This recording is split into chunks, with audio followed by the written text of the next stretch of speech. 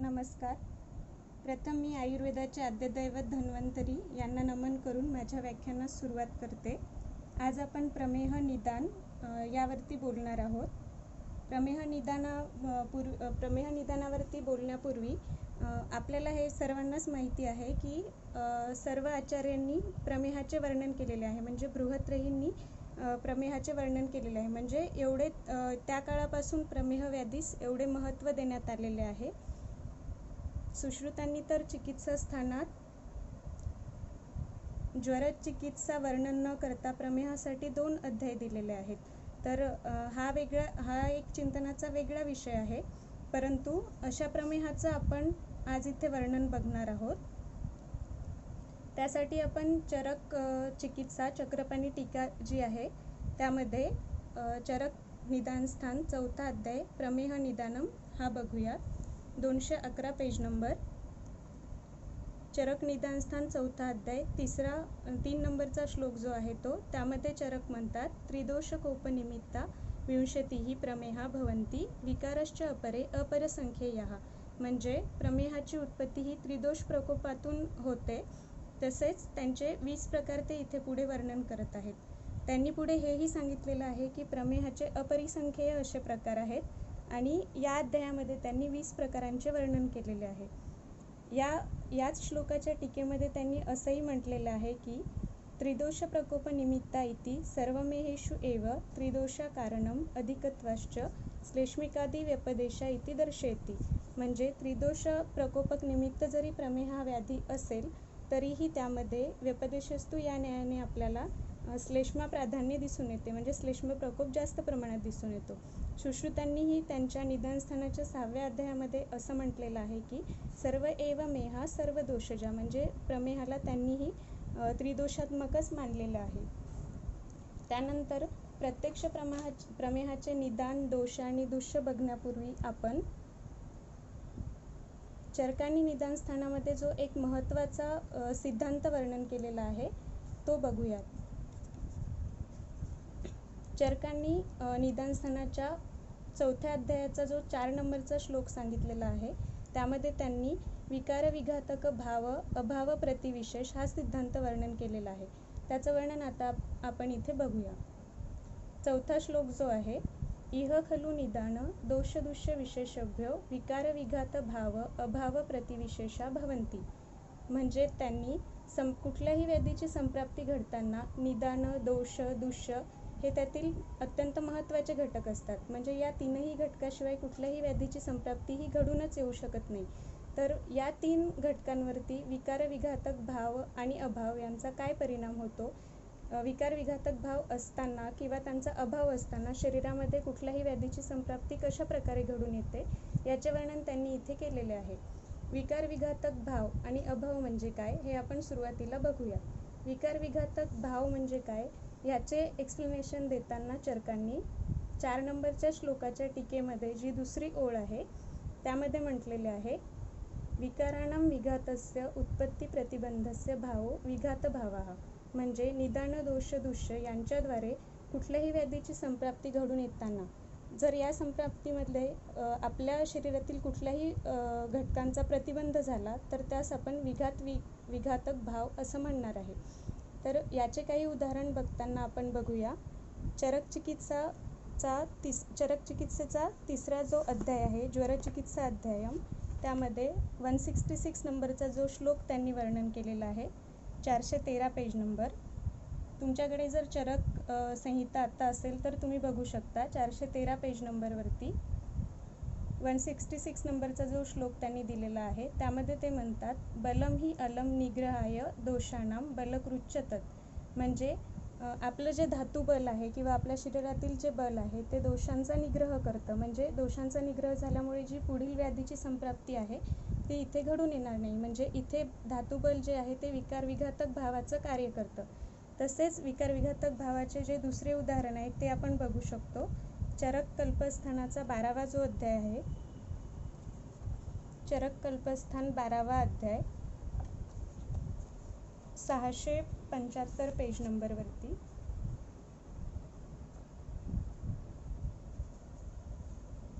81 नंबरचा जो श्लोक त्यांनी दिलेला आहे, वृक्षासनः कर्मनित्यः ये नरा दीप्तपावकः तेषां दोषाः क्षयं यान्ति कर्मवात आतप अग्निभिः विरुद्ध अध्यशन अजीर्ण दोषानाम अपि सहन्ति ते.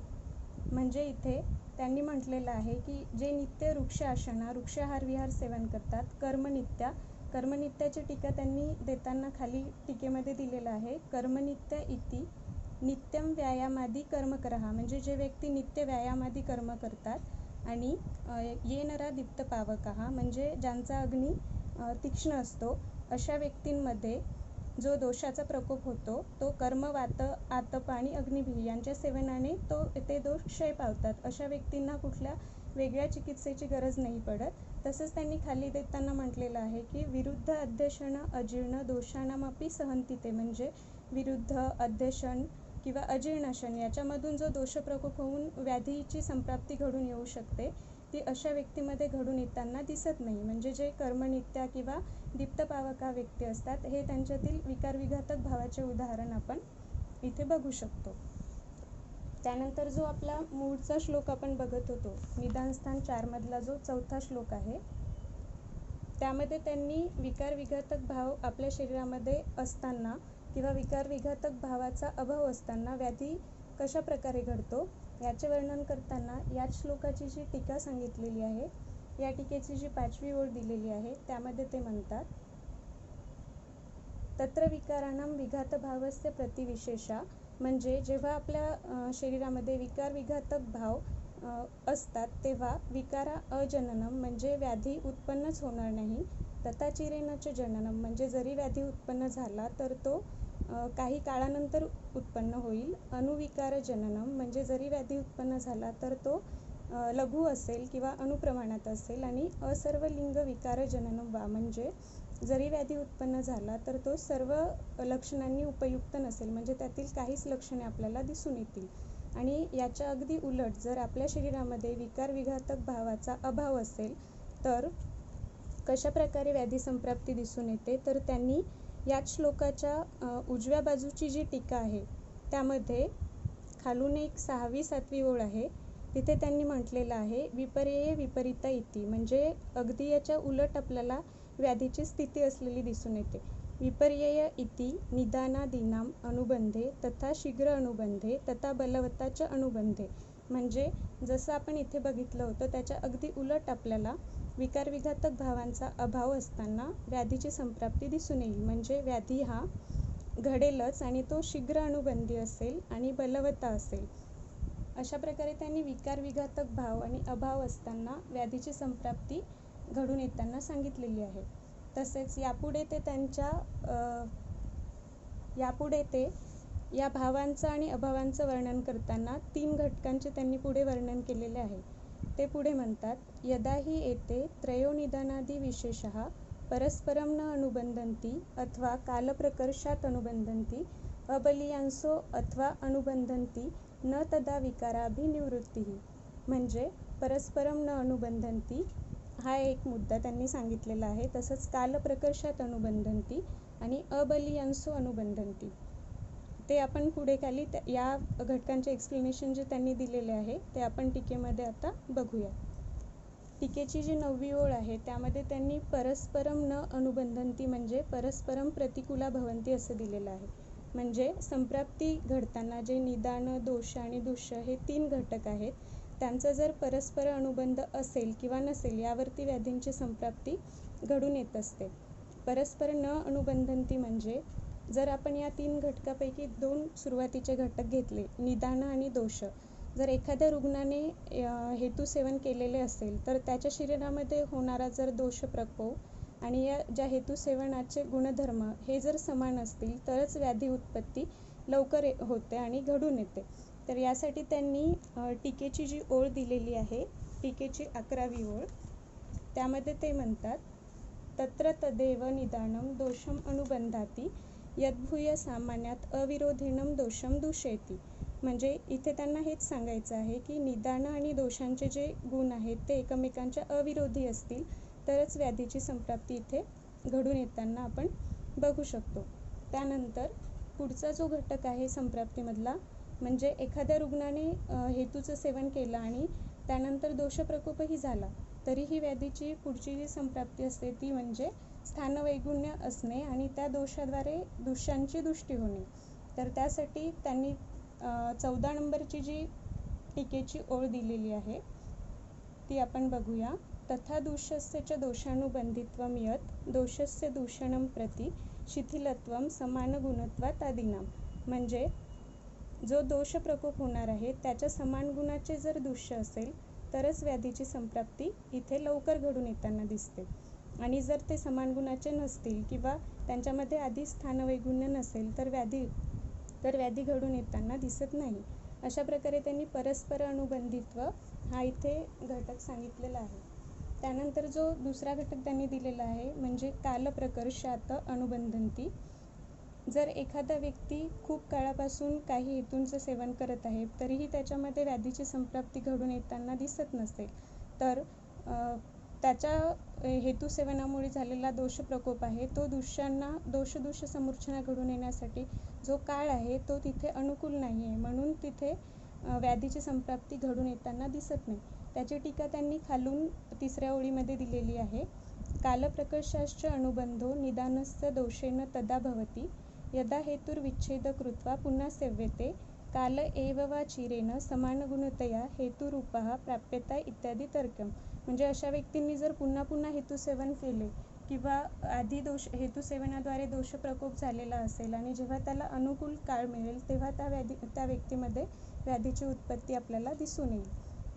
त्यानंतर 3रा जो मुद्दा त्यांनी सांगितलेला आहे तो म्हणजे अबलियांसो अथवा अनुबंधंती इति निदानम. म्हणजे एखाद्या व्यक्तीकडून निदानाचे सेवन झाले आणि दोष प्रकोप झाला तरीही त्याचे दोषांमध्ये एवढं बल नसेल की ते व्याधीची उत्पत्ती करू शकतात.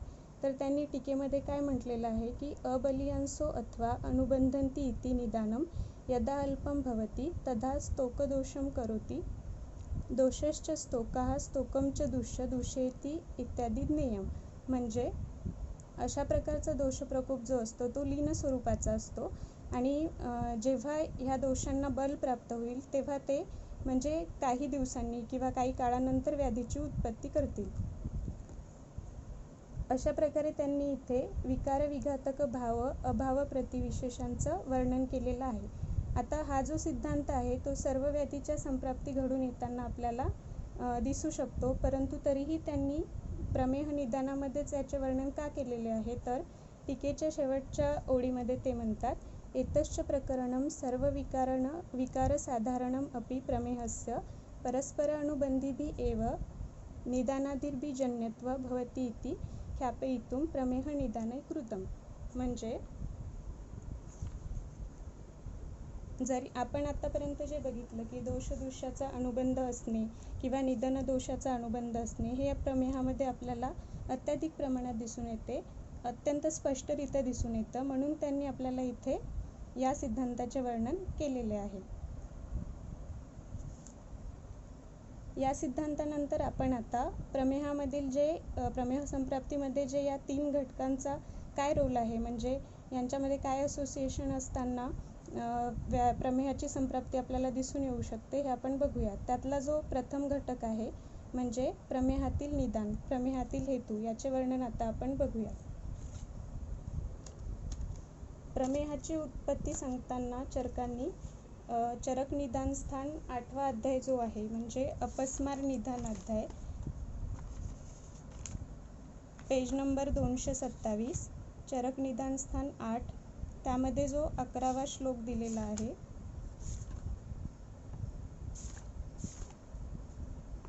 त्यामध्ये त्यांनी हविष प्राशात प्रमेह कुष्ठाणाम असं म्हटलेलं आहे. म्हणजे दक्ष प्रजापतीच्या यज्ञामध्ये जे घृत वापरण्यात येत होते त्याच्या प्राशनामुळे प्रमेह आणि कुष्ठ या व्याधींची उत्पत्ती झालेली आहे. म्हणजे हे दोन्ही व्याधी संतर्पण जन्य आहेत. संतर्पण करणाऱ्या हेतूंच्या सेवनामुळे या व्याधीची उत्पत्ती होताना दिसून येते. तर प्रमेहाचे निदान बघताना आपण चरकसूत्रस्थान 23वा जो अध्याय आहे त्यामध्ये त्यांनी संतर्पणजन्य व्याधीच्या हेतूचे वर्णन केलेले आहे. ते हेतू आपण आता बघूया. चरकसूत्रस्थान 23वा अध्याय 122 पेज नंबर. 3 नंबरच्या श्लोकापासून त्यांनी या हेतूंचं वर्णन केलेलं आहे. या श्लोकामध्ये ते म्हणतात, संतर्पयति यः स्निग्धैः मधुरैः गुरु पिच्छिलैः. म्हणजे सुरुवातीला त्यांनी संतर्पण करणाऱ्या गुणांचं वर्णन केलेलं आहे. स्निग्ध, मधुर, गुरु आणि पिच्छिल हे चारही गुण जर आपण बघितले तर याच्यामध्ये आपल्याला आप आणि पृथ्वी महाभूत अधिक प्रमाणात असलेले गुण आपल्याला हे दिसून येतात. इथे त्यांनी 4 गुण जे सांगितलेत ते उक्त सांगितलेत, पण ज्या गुणांमध्ये पृथ्वी आणि आप महाभूतांचं आधिक्य असेल असे काही अनुक्त गुणही असतील. मग अशा प्रकारच्या गुणांचे सेवन ज्यांच्याकडून केले जाते त्यांच्यामध्ये संतर्पणजन्य व्याधी आपल्याला दिसून येतात. आता यापुढे ते प्रत्यक्ष आहार आणि विहाराचं वर्णन करत आहेत. नवान्नैः नवमद्यैश्च मांसश्च अनुपवारिजैः गोरसैः गोडिकैश्च अन्ने पौष्टिकैश्च अतिमात्रशः. यामध्ये त्यांनी जो पहिला हेतू सांगितलेला आहे तो म्हणजे नवान्न. आपल्या सगळ्यांनाच माहिती आहे की आधीच्या काळात जे स्वतःच्या शेतातील धान्य आणल्या जायचे ते एका वर्षापर्यंत साठवून किंवा त्याला वाळवून त्यानंतर ते यूज केलं जायचे. त्यामुळे त्या धान्याला लघुत्व प्राप्त झालेले असायचे आणि संतर्पणजन्य धान्य ते त्या काळातले नव्हते. आता आपण जे मार्केटमधून धान्य आणतो ते कधी उगवलेले आहे, कधी काळानंतर वापरण्यात येत आहे हे जास्त बघितलं जात नाही. त्यामुळे अशा प्रकारच्या धान्याच्या सेवनामुळे संतर्पण घडण्याचे जास्त चान्सेस असतात.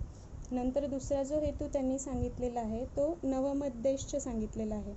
नवमद्य हे सुश्रुतांनी नवमद्याचे गुणधर्म सांगताना सुश्रुत सूत्रस्थान 45व्या अध्यायामध्ये नवमद्य हे अत्यंत अभिषंधी म्हणजे क्लेदकारक, शरीरातील क्लेद वाढवणारे आहे असे वर्णन केलेले आहे. त्यामुळे नवमद्याच्या सेवनामुळे संतर्पणजन्य व्याधीची उत्पत्ती झालेली आपल्याला दिसून येऊ शकते. तसेच तिसरा जो हेतू त्यांनी वर्णन केलेला आहे तो म्हणजे मांसश्च अनुपवारिजैः. म्हणजे अनुप आणि वारिज प्राण्यांचे मांस सेवन. यासाठी आपल्याला अनुप आणि वारिज प्राण्यांच्या मांसाचे गुणधर्म बघावे लागतील. ते त्यांनी दिलेले आहेत चरकांनी. चरक सूत्रस्थान 27.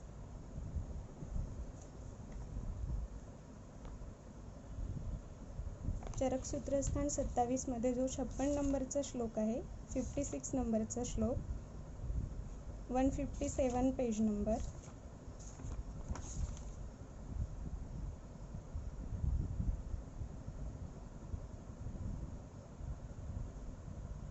इथे त्यांनी अनुप आणि वारिचारिणा या प्राण्यांच्या मांसाच्या गुणधर्माचे वर्णन करताना म्हटलेलं आहे, प्रसहाभूषे अनुप वारिजा वारिचारिणः गुरु उष्ण स्निग्ध मधुरा बलोपचय वर्धनः वृषा परम वातहरा कफपित्त विवर्धनः हिता व्यायाम नित्यभ्यो नरादीप्त अग्नेयाश्चये.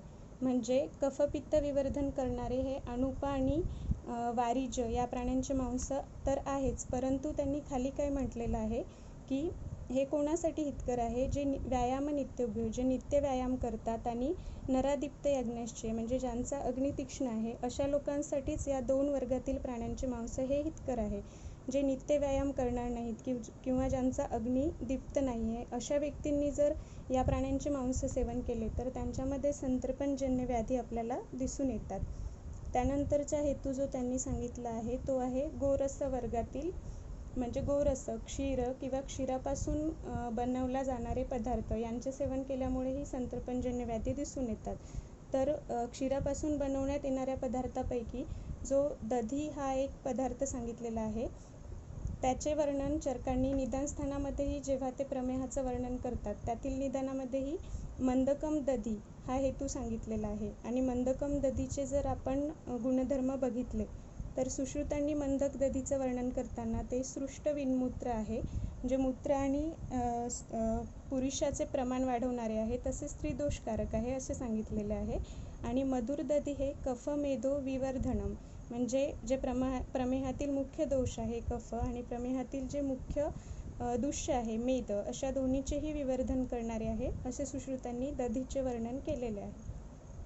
तसेच चरकांनी चरक सूत्रस्थान 27 मध्ये सांगताना रक्तपित्त आणि कफज विकारामध्ये दधी हे अहितकर आहे असं सांगितलेलं आहे. आणि त्यांनीही मंदकम दधी हे त्रिदोषकारक आहे असे सांगितले. म्हणजे दधी हे जे आहे आपल्याला प्रमेह संप्राप्तीमध्ये मुख्य हेतू म्हणून दिसून येतं. त्यानंतर गौडिकश्च अन्ने ही असं सांगितलं आहे. गौडिकही म्हणजे गूळ व गुळापासून बनण्यात आलेले पदार्थ. तर याचे जे गुणधर्म आपण बघू शकतो ते चरक सूत्रस्थान 27मध्ये 238 नंबरचा जो श्लोक आहे, 166 पेज नंबरवरती 166 पेज नंबर 238 नंबरचा जो श्लोक आहे त्यामध्ये गुळाचे गुणधर्म सांगताना ते प्रभूत क्रीमी मज्जा अश्रूप मेदो मांस करोहो गुडहा असं म्हटलेलं आहे. म्हणजे प्रभूत प्रमाणात जर याचे सेवन करण्यात आले तर ते मज्जा, अश्रूप, मेद आणि मांस या धातूंची वृद्धी करणारे असतं, असं त्यांनी इथे गुणधर्म सांगितलेलं आहे. तसंच सुश्रुतांनी गुळाचे गुणधर्म सांगताना मेद कफ करो म्हणजे हा पदार्थसुद्धा मेद आणि कफ या दोघांचीही वृद्धी करणारा आहे असं म्हटलेलं आहे. त्यानंतर गोरस वर्ग आणि गौडिकहीच्या नंतर त्यांनी पैष्टिकश्च अतिमात्रशः असं म्हटलेलं. म्हणजे आतापर्यंत त्यांनी ज्या आहार वर्गाचे किंवा ज्या द्रव्यांचे वर्णन केलेले आहे त्यांचे अतिप्रमाणात जी व्यक्ती सेवन करेल त्याच्यामध्ये आपल्याला संतर्पणजन्य व्याधी दिसून येतील. यानंतर त्यांनी विहाराचे वर्णन केलेले आहे. पहिला विहारातील जो हेतू त्यांनी सांगितलेला आहे तो आहे चेष्टाद्वेषी. चेष्टाद्वेषी हा हेतू तर आपल्याला आजच्या टेक्नॉलॉजीमुळे सर्रास घडताना दिसून येतो. म्हणजे आधीच्या काळामध्ये जे विहिरीतून पाणी काढण्यापासून ते घरापर्यंत आणणे अशा प्रकारचे कार्य केले जायचे. तसेच घरी दळण दळणे ह्या प्रकारचे जे कार्य केले जायचे ते आजकालच्या काळात होत नाहीत, कारण आजकालच्या टेक्नॉलॉजीमुळे असे कार्य करण्याची आपल्याला गरजच पडत नाही. त्यामुळे सगळ्याच्या व्यक्तीमध्ये चेष्टाद्वेष हा जो हेतू आहे तो दिसून येतो आणि याद्वारे आपल्याला संतर्पणजन्य व्याधी होण्याचे जे चान्सेस आहेत ते वाढलेले आहेत. त्यानंतर दिवा स्वप्न हा जो हेतू सांगितलेला आहे, दिवा स्वप्न ही जी टर्म आहे ती मोस्ट ऑफ जणांमध्ये आज असं ठरवलं जातं की दिवा स्वप्न म्हणजे फक्त दुपारी जेवण केल्यानंतर झोपणे, पण त्याचा अर्थ असा न घेता अष्टांग हृदयकारांनी जेव्हा दिवा स्वप्नाचे वर्णन केलेले आहे तेव्हा हेमाद्री त्यावरती टीका करतात की अकाले शयनम म्हणजे त्यांनी सकाळी उठण्याचा पण जो काळ सांगितलेला आहे तो ब्राह्मे मुहूर्ते उत्तिष्ठे असा सांगितलेला आहे. आणि जर कोणी त्या मुहूर्तावरती न उठता त्याच्यानंतरही झोपून राहत असेल तर तोही त्याचा दिवास्वाप ठरणार आहे. अशा प्रकारे दिवास्वाप हा हेतू कफप्रकोपास आणि संतर्पजन्य व्याधीस कारणीभूत ठरणार आहे. त्यानंतरचा जो हेतू त्यांनी सांगितलेला आहे शय्यासुख आणि आसनसुख. शय्यासुखाची जर टर्म आपण बघितली तर वाग्भटांनी शय्यासुखाचं वर्णन करताना निद्राविना शयने अवस्थानम असं म्हटलेलं आहे. म्हणजे प्रत्यक्ष न झोपता जरी कॉटवर पडून राहणे किंवा बेडवरती आडवे पडून राहणे यामुळेही कफाचा प्रकोप होऊन तो संतर्पजन्य व्याधीचा एक हेतू ठरू शकतो. त्यानंतर आसन सुख हा जो हेतू सांगितलेला आहे म्हणजे एकाच ठिकाणी खूप काळापर्यंत बसून राहणे. आज हे मोस्ट ऑफ ऑक्युपेशन्स आहेत त्यामध्ये पण आपल्याला एक अधिक काळ एकाच जागी बसून राहणे हा हेतू घडताना दिसून येतो. अशा प्रकारे त्यांनी आहार आणि विहारच हेतू जे सांगितलेले आहे संतर्पणजन्य व्याधीचे, हेच हेतू चरकांनी प्रमेहाचेही वर्णन केलेले आहे. ते आपण बघू शकतो. चरक चिकित्सा 6वा अध्याय जो दिलेला आहे प्रमेह चिकित्सितम 445 पेज नंबरवरती चरक चिकित्सा 6 चौथा जो श्लोक आहे त्यामध्ये चरकांनी प्रमेहाचे निदान वर्णन करताना म्हटलेलं आहे आस्य सुखम स्वप्न सुखम दधिनी ग्राम्य उदक अनुपरसा पयांसी नवान्नपानम गुडवैकृतम च प्रमेह हेतू कफकृच्च सर्वम. म्हणजे आता जे आपण पूर्ण संतर्पणजन्य व्याधीचे हेतू बघितले तेच चरक इथे प्रमेहाचे हेतू वर्णन करत आहेत. त्यानंतर आता आपण जो मूळचा अध्याय बघत होतो चरक निदान स्थान 4 त्यामध्येही त्यांनी काही हेतू वर्णन केलेले आहे. तिथेही त्यांनी बरीच द्रव्य सांगितलेली आहे आणि आतापर्यंत आपण जे प्रमेह चिकित्सितम अध्यायामध्ये हेतू बघितलेत किंवा संतर्पणजन्य व्याधीचे जे हेतू बघितलेले आहेत तेच त्यांनी इथे वर्णन केलेत. फक्त त्यांनी जो एक वेगळा हेतू सांगितलेला आहे तो आहे मृजा व्यायाम वर्जनम. श्लोकाची जी खालून तिसरी ओळ आहे त्यामध्ये आपल्याला हा हेतू दिसेल. मृजा व्यायाम वर्जनम असं म्हटलेलं आहे. मृजा म्हणजे काय तर त्यांनी मृजाची टीका उद्वर्तनम अशी दिलेली आहे. आपल्याला जर उद्वर्तनांचे गुणधर्म आपण जर बघितले तर वाग्भटांनी उद्वर्तनाचे गुणधर्म सांगताना उद्वर्तनम कफहरम मेदसा प्रविलापनम असं म्हटलेलं आहे. प्रविलापनमवरती टीका केलेली आहे. शोषणम इत्यर्थ म्हणजे उद्वर्तन हे मेदाचे शोषण करणारे असते आणि ज्या लोकांमध्ये उद्वर्तन हे केल्या जात नाही त्यांच्यामध्ये मेदाची वृद्धी झालेली असते आणि मग प्रमेहाची संप्राप्ती घडून येण्यास अधिक मदत होते. तसेच दुसरा जो हेतू त्यांनी दिलेला आहे व्यायामवर्जन म्हणजे व्यायामाचे गुणधर्म जर आपण बघितले तर चरकसूत्रस्थान 7 मध्ये 32 नंबरचा जो श्लोक आहे, पेज नंबर 50,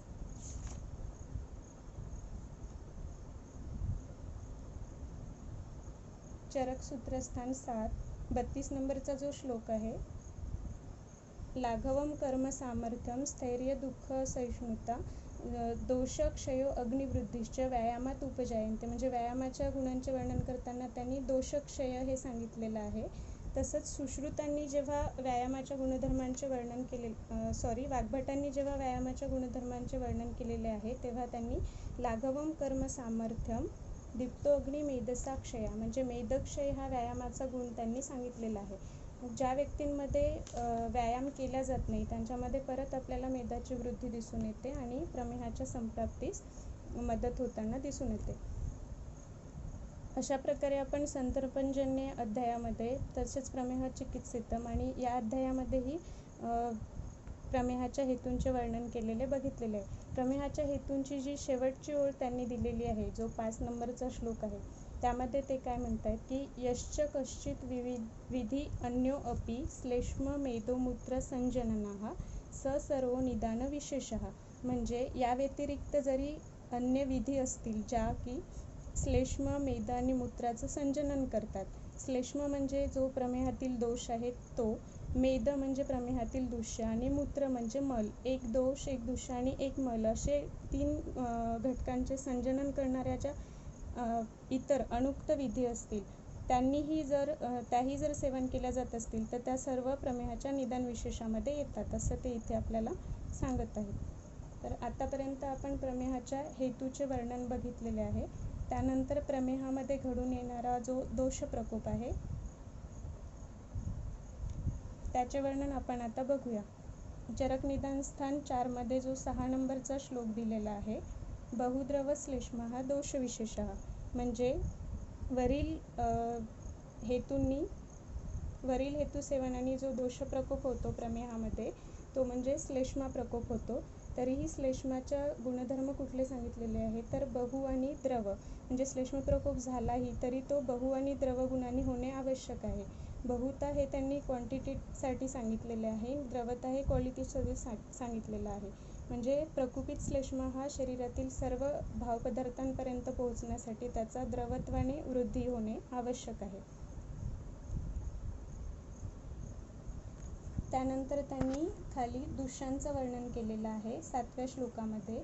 बहु अबद्धम मेदो मांसम शरीरज क्लेदः शुक्रम शोणितम वसा मज्जा लसिका रसश्च ओजा संख्यातम इति दूष्य विशेषः म्हणजे दूषांचं वर्णन करतानाही सुरुवातीला त्यांनी मेद, मांस, शरीरज, क्लेद अशा प्रकारचे दूष्य सांगितलेले आहेत जे कफाच्या गुणांच्या समान आहेत आणि त्या सर्वांसाठी त्यांनी बहु आणि अबद्ध हे 2 विशेषणं वापरलेले आहेत. अबद्धची टीका देताना त्यांनी असंहतम असं दिलेलं आहे टीकेमध्ये, अबद्धम इति असंहतम.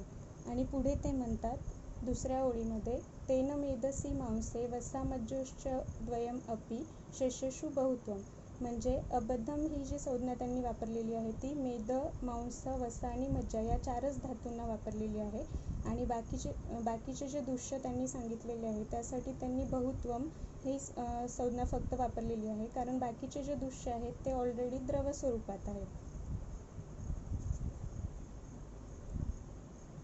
त्यानंतर त्यांनी 8व्या श्लोकामध्ये प्रमेहाची प्रत्यक्ष संप्राप्ती सांगितलेली आहे. आतापर्यंत आपण प्रमेहातील निदान आणि दोष आणि दूष्य या 3ही घटकांचं वर्णन बघितलेलं आहे. पण या 3ही घटकांद्वारे मग प्रमेहातील प्रत्यक्ष संप्राप्ती कशी घडून येते ते आपण आता बघूया. 8व्या नंबरचा जो श्लोक त्यांनी दिलेला आहे, त्रयाणाम एषा निदानादि विशेषाणाम सन्निपाते क्षिप्रम श्लेष्मा प्रकोपम आपद्यते म्हणजे त्रयाणाम एषा निदानादि विशेषाणाम सन्निपाते जे आतापर्यंत आपण निदानादी विशेष बघितले ते सन्निपाते म्हणजे त्यांनी टीकेमध्ये दिलेलं आहे की सन्निपाते इति मेलके म्हणजे हे जेव्हा एकत्र येतात तेव्हा प्रमेहाची संप्राप्ती आपल्याला घडून येताना दिसते. पण पुढे ते वर्णन करतात. क्षिप्रम श्लेष्मा प्रकोपम आपद्यते म्हणजे श्लेष्माचा प्रकोप झालेला, अत्यंत शीघ्र प्रकोप झालेला आपल्याला इथे दिसून येतो. सप्रकुपिता क्षिप्रमेव शरीरे विस्तृप्तिम लभती म्हणजे अशा प्रकारचा जो श्लेष्मा आहे तो शरीरामध्ये विसरण होतं. त्याचं विस्तृप्तिमची टीका आपण खाली टीकेमध्ये 6व्या ओळीमध्ये बघू शकतो. विस्तृप्तिमिती विसरणम म्हणजे अशा प्रकारचा जो प्रकुपित झालेला श्लेष्मा आहे त्याचे सर्व शरीरामध्ये विसरण होतं. आणि का विसरण होतं तर त्यांनी पुढे दिलेलं आहे की शरीर शैथिल्यात म्हणजे आपण बघितलेलं आहे की ज्या व्यक्तींमध्ये प्रमेहाची संप्राप्ती घडून येते त्यांच्यामध्ये ऑलरेडी धातूंमध्ये किंवा मेदामध्ये शैथिल्य असतं. त्यांच्याकडून अव्यायामादी दिवा स्वप्नादी हे हेतू घडलेले असतात. त्याच्यामुळे जे शैथिल्य त्यांच्या दृश्यांमध्ये प्राप्त झालेलं असतं त्याच्यामुळे हा जो श्लेष्मा आहे तो सर्व शरीरामध्ये त्याची विस्तृप्ती होते. सविसर्पण शरीरे मेदसेव आदितो मिश्रीभावम गच्छति म्हणजे अशा प्रकारे विसर्पण झालेला जो श्लेष्मा आहे तो मेदस आदीसोबत मिश्रीभावम गच्छति म्हणजे मिश्र होतो. का तर पुढे त्याचे कारण त्यांनी दिलेले आहे. मेदसश्चैव बहु अबद्धत्वात् मेदसश्च गुणैहि समान गुणभूयिष्ठत्वात् म्हणजे मेदो व स्रोतसाच्या दृष्टीमुळे किंवा मेदसाच्या दृष्टीची जी कारणं सेवन केल्यामुळे मेदसामध्ये स्थानवैगुण्य झालेलं असतं आणि तो बहु आणि अबद्ध असा जो मेद बनलेला असतो तो समान गुणभूयिष्ठत्वात समान गुणभूयिष्ठत्वाची टीका आपण खाली टीकेमध्ये बघू शकतो. 6वी-7वी ओळ जी दिलेली आहे. मेदसश्च गुणानां गुणैहि समान गुणभूयिष्ठत्वात् इत्यादी मेदसो गुणानां मधुर स्नेह गौरवादीनां श्लेष्मणो गुणैहि गुरुशीतादिभिः भूरि सामान्यात इत्यर्थः समानं हि समानेन मिलतीति भावा म्हणजे मेदाचे जे गुणधर्म आहे मधुर स्नेह गौरव आदी आणि श्लेष्माचे जे गुणधर्म आहे गुरु शीत आदी या दोघांचेही गुणधर्म सेम असल्यामुळे समान गुणभूयिष्ठत्वात असल्यामुळे या दोघांचे इथे आपल्याला दोषदूष्य समरूचना झालेली दिसून येते. समेदसहा मिश्रीभवन दूषयति एनत अशा प्रकारे जो मिश्रित झालेला कफ आहे तो मेदालाही अजून दूषित करतो. आणि सविकृतो दुष्टेन मेदस उपहितः शरीरक्लेद मांसाभ्याम संसर्गः गच्छति म्हणजे अशा प्रकारे विकृत झालेला जो कफ आणि मेद आहे तो आता पुढील जे दूष्य आपल्याला दिलेले आहेत म्हणजे शरीरक्लेद आणि मांस या दोन अशा प्रकारच्या दूषांनाही ते दूषित करण्यास सुरुवात करतात. त्यानंतर क्लेद मांसयोः अतिप्रमाणात अभिवृद्धत्वात असं म्हटलेलं आहे म्हणजे अशा प्रकारचे जे दूषित झालेले श्लेष्मा मेद आहे ते मांस आणि शरीराच्या क्लेदाच्या प्रमाणामध्येही वृद्धी करतात. त्यानंतर समांसे मांसदोषात पुतिमांस पीडकः शराविका कच्छपिकाद्यः संजनयति म्हणजे हे दूषित झालेले जे मेद आणि श्लेष्मा आहे ते जेव्हा मांसाच्या ठिकाणी जातात आत्तापर्यंत आपल्याला रुग्णाची ही अवस्था दिसून येत नाही की त्यांच्यामध्ये कुठलीही लक्षणं उपस्थित झालेली असतील, परंतु जेव्हा हे मांसाच्या ठिकाणी जातात तेव्हा एकतर ते पुतिमांस पीडका शराविका जे मांसप्रदोषज व्याधी सांगितलेले आहे अशा प्रकारचे व्याधी उत्पन्न होताना आपल्याला दिसून येतात. आणि त्यानंतर शरीरक्लेद पुनर्दूषण मूत्रत्वेन परिणमयति म्हणजे जो आतापर्यंत आपण निदान बघितलेले आहे त्या हेतूद्वारे शरीरामध्ये जी क्लेदाची वृद्धी झालेली आहे तसेच हा दूषित कफ आणि मेद जर शरीरक्लेदाच्या ठिकाणी गेले तर शरीर क्लेदास ते पुन्हा दूषित करतात आणि अशा क्लेदाचे वहन हे मूत्राद्वारे केलं जाते त्यामुळे ते मूत्रत्वेन परिणमयति असं त्यांनी म्हटलेलं आहे. नंतर मूत्रवाहनांच्या स्रोतसां वंशनबस्ती प्रभवानां मेदाक्लेदो उपहितानी गुरुनी मुखानी आसाद्य प्रतिरुध्यते असं म्हटलेलं आहे. म्हणजे जेव्हा हे दूषित झालेले श्लेष्मा मेद आणि क्लेद जेव्हा मूत्रवाह स्रोतसाच्या ठिकाणी जातात तेव्हा ते गुरुनी म्हणजे मूत्रवाह स्रोतसांची जी मुखे आहेत ती विवृत्त होतात आणि मुखांनी आसाद्य प्रतिरुध्यते आसाद्य प्रतिरुध्यतेची टीका त्यांनी खाली देताना आसाद्य प्रतिरुध्यता इति गत्वा अवतिष्ठते म्हणजे त्या ठिकाणी जाऊन ते तिथल्या स्रोतसांना दूषित करतात असं त्यांनी म्हटलेलं आहे. आतापर्यंतच्या प्रमेहाच्या संप्राप्तीमुळे पुढे त्यांचे ते वर्णन करतात की तथा प्रमेहास्तेषा स्थैर्यम असाध्यतां जनयन्ति म्हणजे यापुढे प्रत्यक्ष प्रमेहास स्थैर्य आणि असाध्यता इथे प्राप्त होते तर त्यासाठी त्यांनी प्रकृती विकृती भूतत्वात असं दिलेलं आहे. म्हणजे खाली टीकेमध्ये ते म्हणतात की किंवा प्रकृतीभूतः श्लेष्मा समाने दुष्ये मेधावसादो.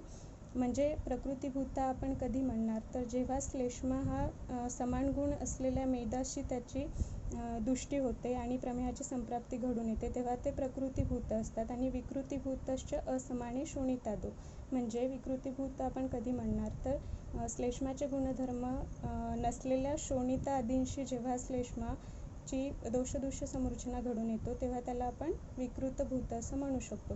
पुढे त्यांनी देताना तथाच समान दुष्य प्राप्त्या बलित्वम असं म्हटलेलं आहे. म्हणजे जेव्हा समान गुण असलेले श्लेष्मा आणि मेध या दोघांची दोषदुष्य समूर्छना होऊन संप्राप्ती घडते, तेव्हा व्याधीस बलित्व प्राप्त होते. परंतु जेव्हा असमान दुष्य प्राप्त्याचं विरोधोपक्रमत्वम कफस्य भवती असं म्हटलेलं आहे. म्हणजे जेव्हा तो कफ हा आपले असमान गुणधर्म असलेल्या शोणितादींशी एकत्र होऊन संप्राप्ती घडून आणतो, तेव्हा त्याला विरोधोपक्रमत्वम प्राप्त होते. आणि या दोन गोष्टीवरून नंतर प्रमेयाची स्थैर्य आणि असाध्यता इथे अशा अवस्था केल्या जातात. तर आतापर्यंत आपण निदानादी दोष दुष्य हे बघितलेलं आहे.